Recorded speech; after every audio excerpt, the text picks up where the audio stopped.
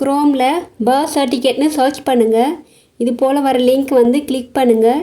இங்கே certificate download click பண்ணி கீழே பர்த்ன்ற ஆப்ஷன் வந்து செலக்ட் பண்ணுங்கள். இங்கே RCH ID ஃபில் பண்ணியும் நம்ம பர்த் சர்டிஃபிகேட் டவுன்லோட் பண்ணலாம்.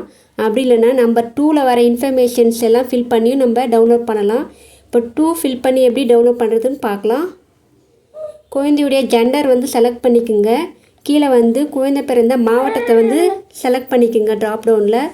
அடுத்து பிளேஸ் ஆஃப் பர்த் வந்து ஹாஸ்பிட்டல் கிளிக் பண்ணிவிட்டு கிளிக் ஹியர் டு ஹாஸ்பிட்டல் இங்கே வந்து கிளிக் பண்ணிங்கன்னா இது போல் ஒரு டேப் வரும்.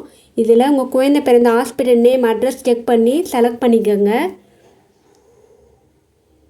அப்புறம் குழந்தையுடைய டேட் ஆஃப் பர்த்தை செலக்ட் பண்ணிக்கோங்க. மொபைல் நம்பர் கொடுத்துட்டு கிளிக்குன்னு கொடுத்தீங்கன்னா அது போல் கீழே நம்பர் வரும். அந்த நம்பரையும் அது பாக்ஸில் என்ட்ரு பண்ணிவிட்டு அடுத்து நம்பர் வெரிஃபிகேஷன் சொல்லிட்டு ஒரு நம்பர் இருக்கும். அதையும் என்ட்ரு பண்ணிவிட்டு வியூ கொடுத்தீங்கன்னா இது போல் வரும். உங்கள் குழந்தையுடைய பேருக்கு நேராக இருக்க B ஸ்டார்ட் ஆகிற நம்பர் வந்து கிளிக் பண்ணிங்கன்னா பர்த் சர்டிஃபிகேட் வந்து ஓப்பன் ஆகும். இது எப்படி டவுன்லோட் பண்ணுறதுன்னா அந்த 3 புள்ளியை கிளிக் பண்ணுங்கள். கீழே பிரிண்ட்டுன்ற ஆப்ஷனை வந்து செலக்ட் பண்ணுங்கள். இது போல் வரும். இங்கே சேவ்ன்ற ஆப்ஷனை கொடுத்தீங்கன்னா இந்த ஃபைல் ஓப்பன் ஆகும். இங்கே பார்த்தீங்கன்னா ஃபைலுடைய நேம் சேஞ்ச் பண்ணணுன்னா பண்ணிக்கோங்க. அடுத்து கீழே சேவ்ன்ற ஆப்ஷனை கிளிக் பண்ணிங்கன்னா உங்களுடைய குழந்தையுடைய பர்த் சர்டிஃபிகேட் டவுன்லோட் ஆகும்.